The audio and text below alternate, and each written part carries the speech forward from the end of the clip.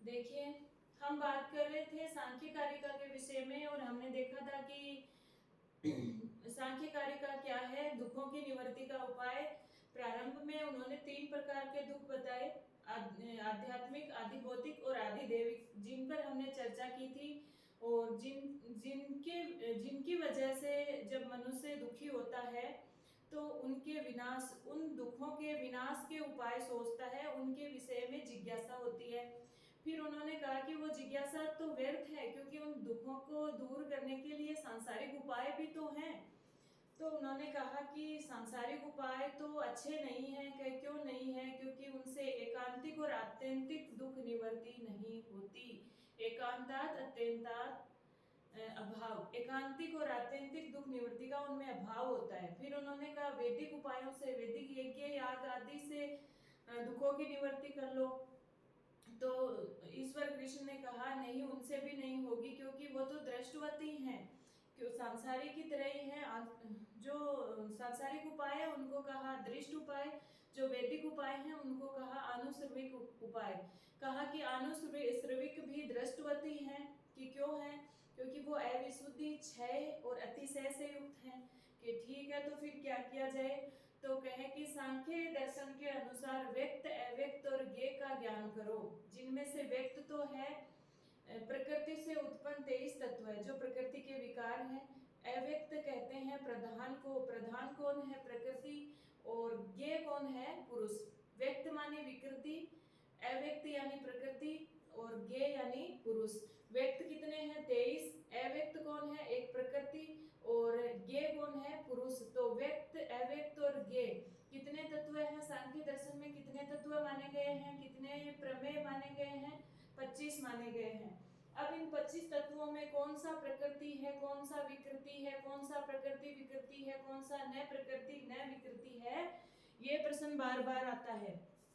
तो अविकृति किसको कहते हैं? कि जो सिर्फ प्रकृति है, यानी जो सिर्फ दूसरों को उत्पन्न करने का कार्य करता है, वो क्या कहलाता है? प्रकृति या अविकृति कहलाता है। ठीक है।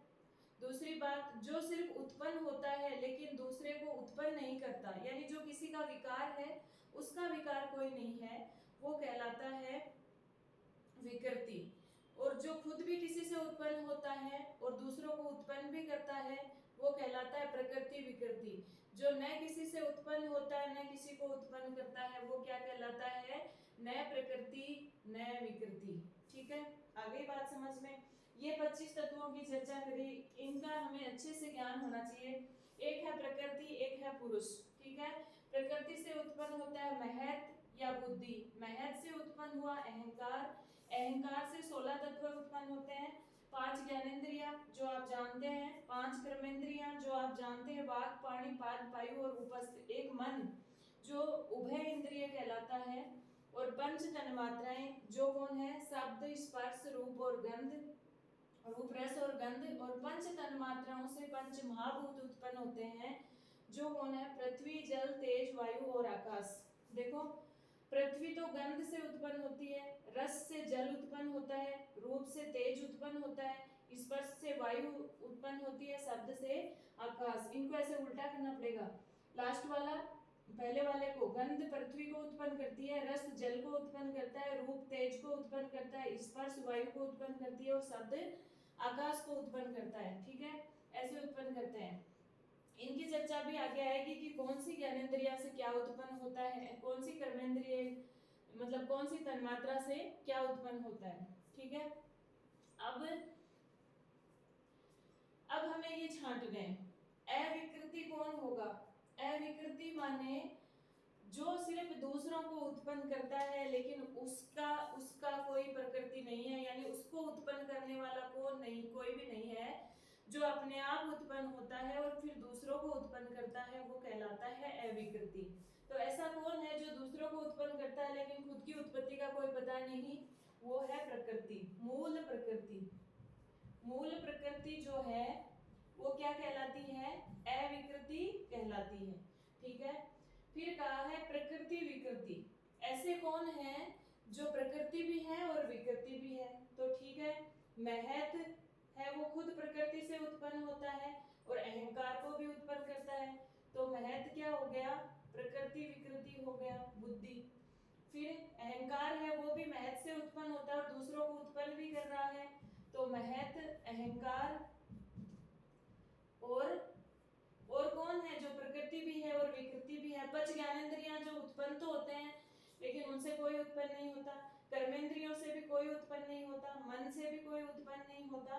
पंच तन्मात्राएं जो हैं वो खुद अहंकार से उत्पन्न हो रही है और पंच महाभूतों को उत्पन्न कर रही है, इसलिए ये भी क्या है, प्रकृति विकृति। ठीक है, प्रकृति विकृति में कौन कौन आ गए, महत, अहंकार और पंच तन्मात्राएं। और विकृति, इनको थोड़ा नीचे लिख देते हैं। विकृति किसको कहते हैं, जो खुद तो किसी से उत्पन्न होते हैं लेकिन दूसरों को उत्पन्न नहीं करते, जो सिर्फ किसी का विकार है। तो ये हैं पांच ज्ञानेंद्रियां, पंच कर्मेंद्रियां,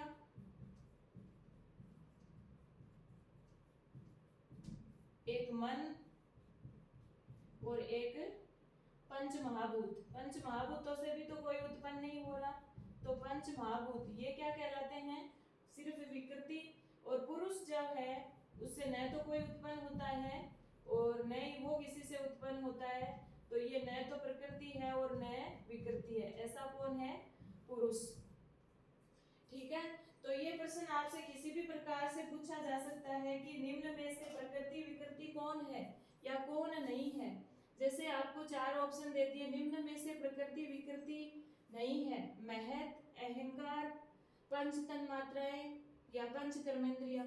तो पंच कर्मेंद्रियां जो है वो प्रकृति विकृति नहीं है, सिर्फ विकृति है, तो इनको अच्छे से याद कर लेना। अब इनकी संख्या भी पूछी जा सकती है। प्रकृति विकृति जो है उनकी संख्या कितनी है, 7। महत, अहंकार और पांच तन्मात्राएं जो हैं वो प्रकृति विकृति कहलाती है। और विकृति कितनी है, 5 ज्ञानेंद्रिय, 5 कर्मेंद्रिय और पंच महाभूत, ये 16 है। ठीक है, ये 23 हो गए, एक मूल प्रकृति और एक पुरुष। ठीक है, तो 23 तत्व जो व्यक्त हैं वो दो भागों में विभक्त है, प्रकृति विकृति और विकृति। प्रकृति विकृति कौन है, जो स्वयं किसी से उत्पन्न होते हैं और दूसरों को उत्पन्न करते हैं, वो कहलाते हैं प्रकृति विकृति। इनकी संख्या 7 है। विकृति कौन कहलाते हैं, जो किसी से उत्पन्न तो होते हैं लेकिन दूसरे को उत्पन्न नहीं करते, वो कहलाते हैं विकृति। वो है 5 ज्ञानेंद्रिय, 5 कर्मेंद्रिय, मन और पंच महाभूत। ठीक है, और यही बात इसी कारिका में कही गई है। देखो, मूल प्रकृति रे विकृति, रे में से ए निकलेगा, मूल प्रकृति ही अविकृति। मूल प्रकृति क्या है, अविकृति है। महत आद्यः प्रकृति विकृते सप्त, महत आदि प्रकृति विकृति 7 हैं।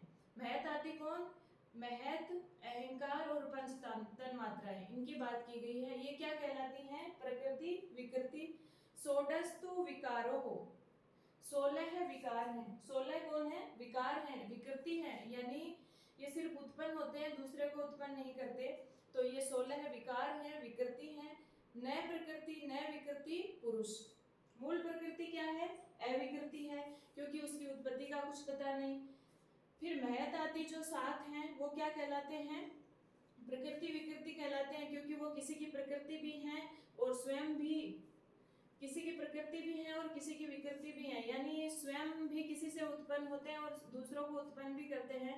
विकृति 16 है, जो कौन है, 5 ज्ञानेंद्रिय, 5 कर्मेंद्रिय, पंच महाभूत और एक मन। क्योंकि वो स्वयं तो किसी की विकृति है लेकिन किसी की प्रकृति नहीं है, यानी दूसरों को उत्पन्न नहीं कर रहे। और जो पुरुष है वो न प्रकृति और न विकृति। ठीक है, इतनी सी बात इस कारिका में है जो आपको पूरी खोल के बता दी। और ये इनमें से हर बार कोई कोई प्रश्न एक आता ही है, सबसे इम्पोर्टेंट कारिका है ये। और ये आपको पूरा अच्छी तरह से याद होना चाहिए। 23 तत्वों के नाम, कौन किससे उत्पन्न होता है, ये भी पता होना चाहिए। ये पूरा डायग्राम याद होना चाहिए। प्रकृति से महत, महत से अहंकार, अहंकार से 16 तत्व, 5 ज्ञानेंद्रिय, 5 कर्मेंद्रिय, 5 तन्मात्रा और एक मन। 5 तन्मात्राओं से पंच महाभूत उत्पन्न होते हैं। और पुरुष से न कोई उत्पन्न होता है, न पुरुष किसी से उत्पन्न होता है। ठीक है, चलिए आगे बढ़ते हैं। अगली कारिका है, उसमें क्या कहा गया है, कि ये जो है ना, ये 25 तत्व हैं, वो कहलाते हैं पदार्थ प्रमेय। ये 25 तत्व क्या कहलाते हैं? प्रमेय। और इनकी सिद्धि किनसे होती है? इनकी सिद्धि, इनकी सार्थकता प्रमाणों से होती है। इनकी सार्थकता किनसे होती है? प्रमाणों से। तो सांख्य कारिका में 3 प्रमाण माने गए हैं। कौन कौन से? प्रत्यक्ष, प्रत्यक्ष को दृष्ट कहा गया है, अनुमान और आप्त। आप्त यानी शब्द प्रमाण। 3 प्रमाण माने गए हैं, प्रत्यक्ष, अनुमान, शब्द। प्रत्यक्ष का दूसरा नाम दृष्ट है और शब्द का आप्त है।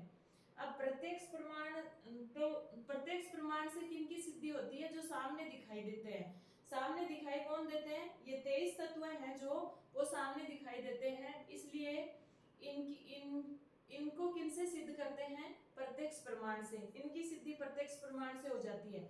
इसके अलावा पुरुष और प्रकृति है वो दिखाई नहीं देते, सिर्फ हम अनुमान करते हैं कि प्रकृति है तभी तो उसके कार्य इतने सारे हमें दिख रहे हैं। तो अनुमान प्रमाण से कौन सिद्ध होते हैं? पुरुष और प्रकृति।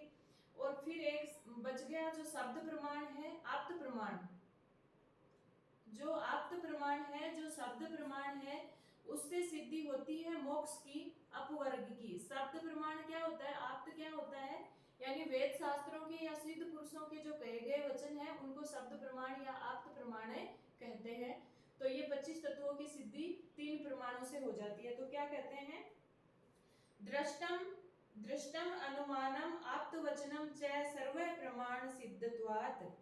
सर्व प्रमाणम सिद्धत्वात्, कि सभी प्रमाणों का अंतर्भाव हो जाने के कारण दृष्ट, अनुमान और आप्तवचन, दृष्ट, अनुमान और आप्तवचन 3 प्रकार के प्रमाण माने गए हैं। त्रिविध प्रमाणम इष्टम, 3 प्रकार के प्रमाण इष्ट हैं। प्रमेय सिद्धि प्रमाणात ही, प्रमेय की सिद्धि तो प्रमाणों से ही होती है, इसमें कुछ खास नहीं है, बस 3 प्रकार के प्रमाण हैं, ये हमें पता होना चाहिए। सांख्य कारिका में 3 प्रमाण हैं, दृष्ट, अनुमान और आप्त। ठीक है, आप्तवचन। तो प्रमेय की सिद्धि, प्रमेय कौन है? ये 25, और इनकी सिद्धि किनसे होती है? प्रमाणों से। दृष्ट प्रमाण से 23 तत्वों की, अनुमान से पुरुष और प्रकृति की, और जो आप्तवचन है उससे किसकी सिद्धि होगी? मोक्ष की या अपवर्ग की। चलिए आगे बढ़ते हैं।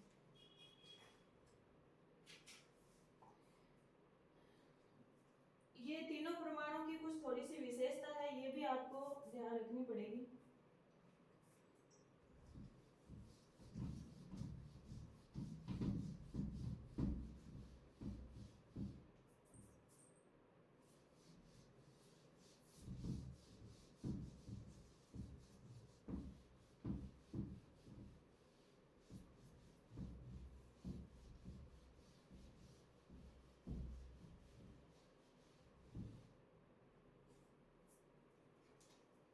पहले इन्होंने कहा एक प्रमाण है दृष्ट प्रमाण, दूसरा प्रमाण है अनुमान प्रमाण, और तीसरा है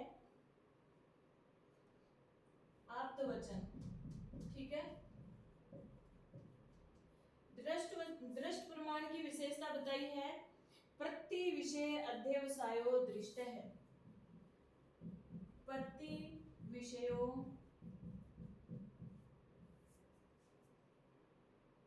प्रति विषया अध्यवसाय दृष्ट है।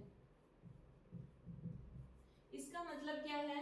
प्रति विषय अध्यवसाय का मतलब है इंद्रियों के साथ विषय का जब साक्षात संपर्क होता है। हमारी इंद्रियां जो भी हैं, चक्षु मान लो, घ्राण मान लो, श्रोत्र मान लो, त्वक मान लो, इनका साक्षात संपर्क, जैसे हमारी त्वचा की कोई भी चीज स्पर्श करती है तो साक्षात संपर्क हो गया ना। तो इस तरह हमें उस वस्तु की सिद्धि का, हमें कोई वस्तु जैसे अग्नि है, उसके हाथ लगा के हमें पता पड़ रहा है कि ये गर्म है, तो हमें पता पड़ गया कि ये अग्नि है। तो इस तरह से जो सिद्धि होती है वो उसको क्या कहते हैं? प्रत्यक्ष प्रमाण।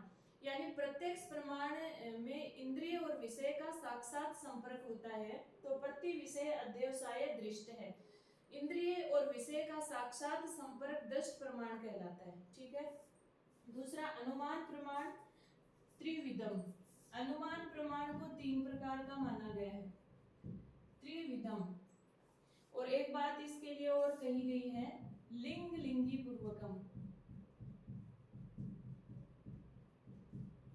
अनुमान प्रमाण किस तरह का होता है? लिंग लिंगी पूर्वक होता है। लिंग यानी साधन या मतलब चिन्ह, और लिंगी यानी जो कार्य जिसकी हमें सिद्धि हो रही है वो कार्य लिंगी कहलाता है। लिंग यानी संकेत, उसका चिन्ह हमें जो दिखाई दे रहा है वो लिंग कहलाता है। जैसे कमंडलू, कमंडलू को देखकर हम कहते हैं कि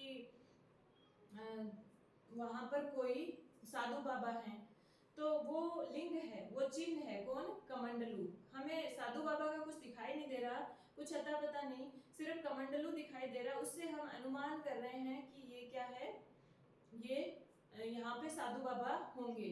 तो अनुमान प्रमाण से साधु बाबा की सिद्धि हो रही है, तो ये लिंग लिंगी पूर्वक अनुमान है। जैसे धुएं को देखकर हमें अग्नि का पता चल रहा है कि पर्वत के ऊपर धुआं उठ रहा है तो वहां पे अग्नि है, तो वो धुआं क्या है? लिंग है। तो चिन्ह को लिंग कहते हैं। तो लिंग लिंगी पूर्वक जो अनुमान, जो लिंग लिंगी पूर्वक जो ज्ञान होता है वो क्या होता है? अनुमान प्रमाण होता है। और ये त्रिविध होता है, 3 प्रकार का होता है अनुमान प्रमाण। पूर्ववत, शेषवत और सामान्य तो दृष्ट। कितने प्रकार का होता है? 3 प्रकार का, पूर्ववत, शेषवत और सामान्य तो दृष्ट।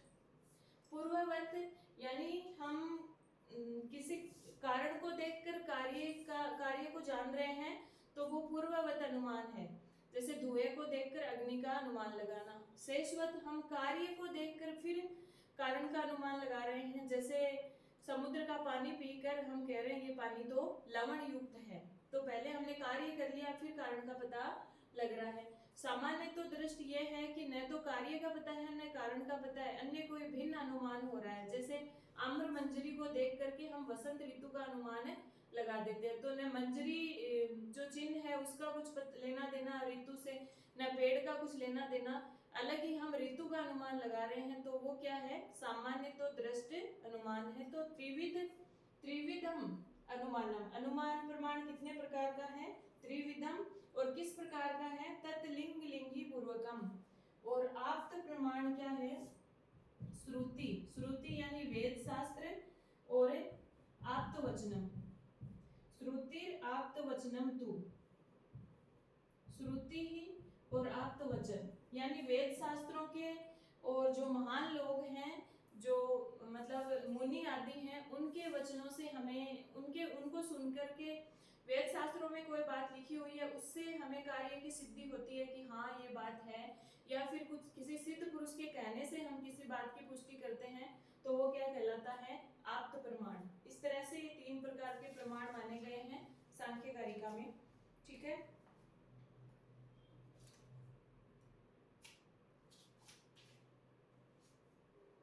अगली कारिका सामान्य क्या कह रही है? सामान्यस्तु दृष्ट अति इंद्रियाणाम प्रति अनुमानात्। जो अति इंद्रिय, जो इंद्रियों से संपर्क हो रहा है वो तो प्रत्यक्ष प्रमाण से हमने जान लिए। जो अति इंद्रिय विषय हैं, सामान्य है, इसमें कोई विशेष बात नहीं। जो अति इंद्रिय विषय हैं, जो इंद्रियों से परे जो विषय हैं, उनकी प्रतीति सामान्य तो दृष्ट प्रमाण से हो जाती है। सामान्य तो दृष्ट प्रमाण में साक्षात संपर्क होता ही नहीं ना, उसमें कोई अलग ही अर्थ निकलता है।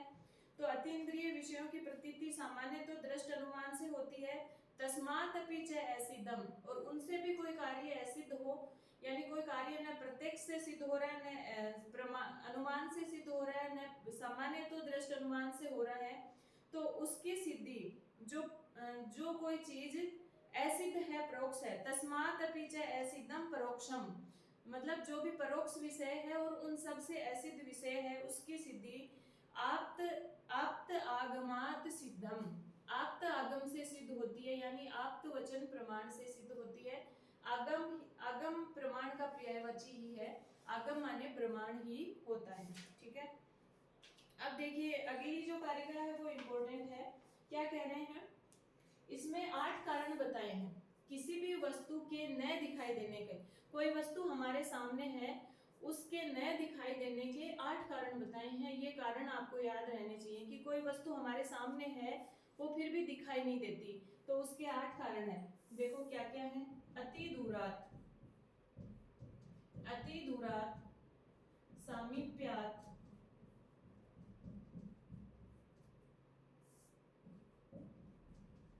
इंद्रिय घातात,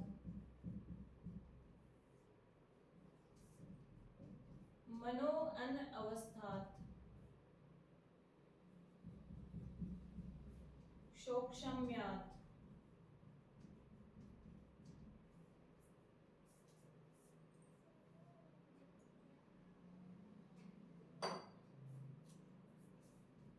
व्यवधानात्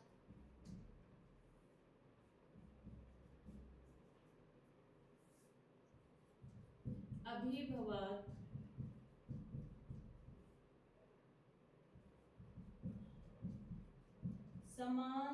समान अभिहारात्। ये कारण है, 8 कारण है किसके, किसी वस्तु की अनुपलब्धि के।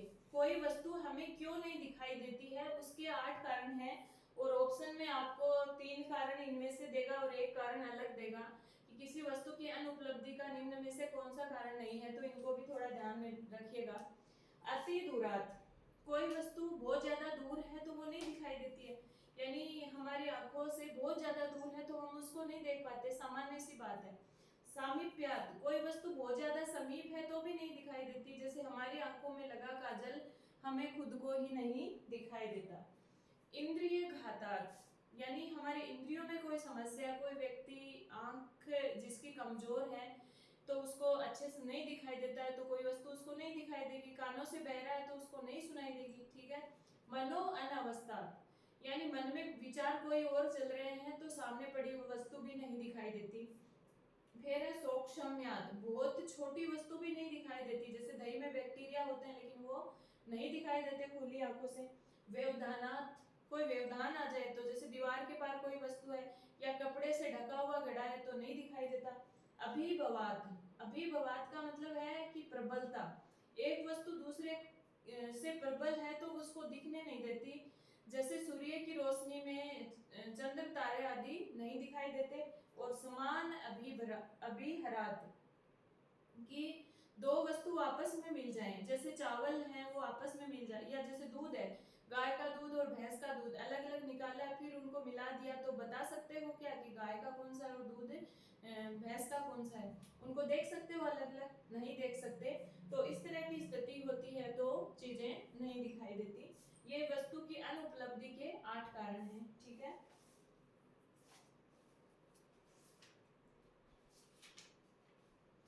आगे देखिए, आगे वो क्या कह रहा है, अगली कारिका भी इंपॉर्टेंट है 8वें नंबर की।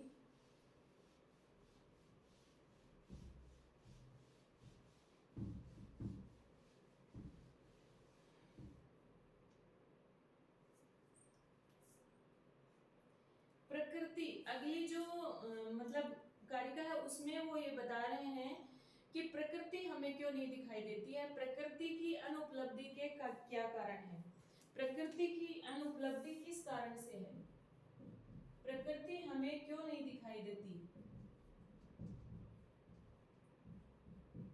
प्रकृति की अनुपलब्धि है सूक्ष्म्यात् अनुपलब्धि न अभावात्, प्रकृति की उपलब्धि सूक्ष्मता के कारण है, सूक्ष्म्यात् है, यानी प्रकृति का अभाव नहीं है बल्कि वो सूक्ष्म है इसलिए नहीं दिखाई देती। प्रकृति का अभाव है या सूक्ष्मता है, प्रश्न पूछा जाएगा प्रकृति हमें क्यों नहीं दिखाई देती, प्रकृति की अनुपलब्धि का क्या कारण है, तो सूक्ष्म्यात्, सूक्ष्मता के कारण प्रकृति नहीं दिखाई देती, उसका अभाव नहीं है, प्रकृति है तो सही लेकिन वो सूक्ष्म है इसलिए हमें नहीं दिखाई देती।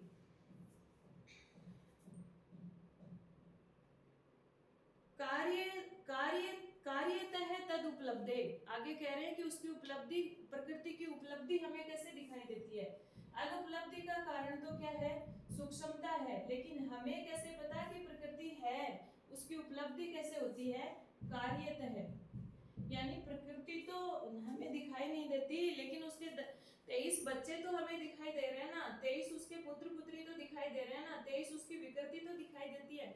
प्रकृति के कार्य कौन है, वो 23 विकृतियां जो हमें दिखाई दे रही हैं। तो प्रकृति की उपलब्धि किनसे होती है, कार्यतः से होती है, उनके 23 कार्य से होती है।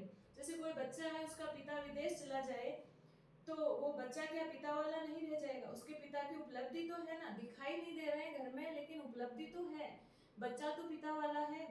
तो इसी तरह बच्चा दिखाई दे रहा है मतलब पिता भी दिखाई दे रहे हैं, क्योंकि उनका अंश उसमें दिखाई दे रहा है। उसी तरह प्रकृति की उपलब्धि उसके कार्यों से होती है। सूक्ष्म्यात् अनुपलब्धि अनअभावात्, सूक्ष्मता से प्रकृति की अनुपलब्धि है, अभाव के कारण नहीं। कार्यतः तदुपलब्धे, उसकी उपलब्धि कार्यतः है, कार्यों से हमें दिखाई देती है। महत आदि च कार्यम, महत आदि उसके कार्य हैं 23। प्रकृति के कितने कार्य हैं? 23। जो महत आदि हैं वो प्रकृति स्वरूपम विरूपम च, जरूरी नहीं कि बच्चा माता पिता के समान ही होवे, ऐसी आवश्यकता नहीं है ना, अलग भी होता है। तो ये कार्य भी प्रकृति के जो 23 कार्य हैं वो स्वरूप भी हो सकते हैं और विरूप भी। एक एक लाइन में प्रश्न है, प्रकृति के कार्य कैसे हैं? उसके स्वरूप है कि विरूप है, उसके समान है या अलग है? समान भी है और अलग भी है, स्वरूपम भी है और विरूपम भी हो सकते हैं। ठीक है, तो प्रकृति की उपलब्धि किससे होती है? कार्य से। अब अगली जो कारिका है वो सबसे इंपॉर्टेंट है और हर बार प्रश्न आता है, तो इसको थोड़ा ध्यान से देख लीजिएगा। देखो क्या कह रहा है, सत कार्यम, कार्य सत्य है। प्रकृति के जो कार्य हैं वो सत्य हैं, कोई भी कार्य सत्य है, यानी कार्य हमेशा होता है, उसकी विद्यमानता है। उसकी विद्यमानता क्यों है? ये है सत्कार्यवाद। प्रश्न ऐसे आता है कि निम्न में से सत्कार्यवाद का सिद्धांत है, सत्कार्यवाद का कारण है। तो कार्य के सत्य होने के 5 कारण हैं और ये 5 कारण इस कारिका में बताए हैं। असत करणात्, असद करणात्, उपादान ग्रहणात्, सर्व संभव अभावात्, सत्तस्य शक्य कारणात्, कारण भावात्, सत्कार्य। ठीक है, अब इनको टुकड़े करके देखोगे ना, बहुत ही माइनर सी बात है। जैसे असत, असत अकरणात् है, वो उसको दे देगा असद करणात् और गलत हो जाएगा कि निम्न में से कौन सा सत्कार्य का कारण नहीं है, तो वो असद अकरणात् है और वो दे देगा असद करणात्, इतने में गलत हो जाएगा। तो इनकी संधि करके आराम से इनको लिखोगे और देखोगे। पहला कारण है असद अकरणात्, असद अकरणात्, ठीक है, असद करणात् नहीं है, असद अकरणात्, सद या सत एक ही बात है। असत अकरणात्। दूसरा है उपादान ग्रहणात्, उपादान ग्रहणात्। अब ये जैसे कारिका में लिखा हुआ है असत करणात्, दय में अ मिल जाएगा तो असत करणात् हो जाएगा, दय में से अ निकलेगा, संधि होगी तो इसका पूरा क्या है, असद अकरणात्। ठीक है, और ऐसे भी लिखा हुआ आपको मिल सकता है तो भी सही है, असद करणात्। ठीक है, ऐसे मिलाकर के उसने लिख दिया, ए को दय में हलंत था इसलिए मिला दिया, लेकिन वो अगर असद ऐसे लिख के और आगे करणात् देता है तो फिर वो गलत है। ये चीज है, इतना तो आप समझ ही रहे हो। फिर है उपादान ग्रहणात्। तीसरा है सर्व संभव, सर्व संभवा अभावात्, ये अभावात् है और वो सर्व संभवा भावात् दे देगा, ध्यान रखना, सर्व संभवा भावात्, भा में से अ निकाला है तो अभावात्। ठीक है, सर्व संभव अभावात् या सर्व संभवा अभावात्। जोड़ करके देगा तो जैसे कारिका में लिखा हुआ है सर्व संभवा भावात् और इसके टुकड़े करेगा तो सर्व संभवा अभावात्। ऐसे वो अलग अलग देगा और ए नहीं देगा तो फिर गलत हो जाएगा, ध्यान रखना। ये क्या है, सर्व संभवा अभावात्। फिर अगला है सक्तस्य शक्य करणात्, सर्व सत्तस्य शक्य करणात्, शक्य अकरणात् नहीं है, शक्य करणात्, यह में से अ नहीं निकलेगा, शक्य करणात्। और फिर पांचवा है कारण भावात्, कारण भावात्, वो आपको कारण अभावात् दे सकता है, लेकिन ये क्या है, कारण भावात्। ये सत्कार्यवाद का 5 कारण है, समझ लीजिए इनको। क्या कह रहे हैं कि कार्य सत्य है, क्यों है, असत अकरणात्, कि जो कार्य असत है यानी अविद्यमान है उसको अकरणात्, उसकी उत्पत्ति नहीं हो सकती। यानी अगर कोई कार्य अविद्यमान है तो उसको हम नहीं कर सकते। जैसे बालू में तेल नहीं है तो उसको हम नहीं निकाल सकते, तो अविद्यमान कार्य की उत्पत्ति नहीं होती। इसका मतलब है असद अकरणात्। याद करेंगे, असद अकरणात्। दूसरा है उपादान ग्रहणात्। दूसरा क्या है? उपादान ग्रहणात्। उपादान ग्रहणात् का मतलब है कारण और कार्य का संबंध होता है, कि कारण और कार्य का आपस में संबंध होता है, तभी उस कारण से कार्य उत्पन्न हो पाता है। तो उपादान मतलब कारण, ग्रहणात् यानी ग्रहण कर सकते हैं, कारण और कार्य में संबंध होता है। सर्व संभव अभावात्। सर्व संभवा अभावात् भी मिल सकता है, सर्व संभव अभावात् भी मिल सकता है। यहाँ पर ए और आ मिलकर आ हो गए हैं, दीर्घ संधि हो गई है, तो जोड़ के लिखेंगे तो सर्व संभव अभावात्, और अलग अलग लिखेगा तो सर्व संभव अभावात्। सर्व संभव अभावात् का मतलब ये है कि सभी कारणों में सभी कार्यों की उत्पत्ति का अभाव होता है, यानी सारे जो कारण हैं उनसे सभी कार्य उत्पन्न नहीं हो सकते। जैसे तेल का कार्य तिल है तो तेल तिलों में से निकलेगा, बालू में से नहीं। और घड़े का कारण मिट्टी है तो मिट्टी से घड़ा ही बनेगा, तेल नहीं निकलेगा। ठीक है, तो सभी कारणों से सभी कार्य पैदा नहीं होते, सब कार्यों के अलग अलग कारण होते हैं। तो सर्व संभवा अभावात् यानी सभी कारणों में सभी कार्यों का अभाव होता है, यानी सभी कारणों से सभी कार्य नहीं होते। सक्तस्य शक्य करणात्। सक्तस्य शक्य करणात्, जो सक्षम कारण होता है उसी से उसका कार्य उत्पन्न होता है। जैसे तिल है, वो तेलों को निकालने में सक्षम है, तभी तो उससे तेल निकलेगा। तो समर्थ कारण से ही कार्य की उत्पत्ति होती है, ये कह रहा है। और कारण भावात् का मतलब ये है कि कारण में कार्य के गुण पहले से विद्यमान रहते हैं। ठीक है, कारण भावात् अभावात् नहीं है, कारण भावात्। तो कारण में पहले से कार्य के गुण विद्यमान होते हैं, ये बात कह रहा है। ये 5 सत्कार्यवाद के कारण है। असद अकरणात्, उपादान ग्रहणात्, सर्व संभव अभावात्, सक्तस्य शक्य करणात् और कारण भावात्। ठीक है, इनको अच्छे से देख लीजिएगा। और इसके पश्चात जो आगे का है वो अपन अगली कक्षा में देखेंगे। तब तक इनको गहनता से अध्ययन कीजिए। जयतु संस्कृतम जयतु भारतम। धन्यवाद।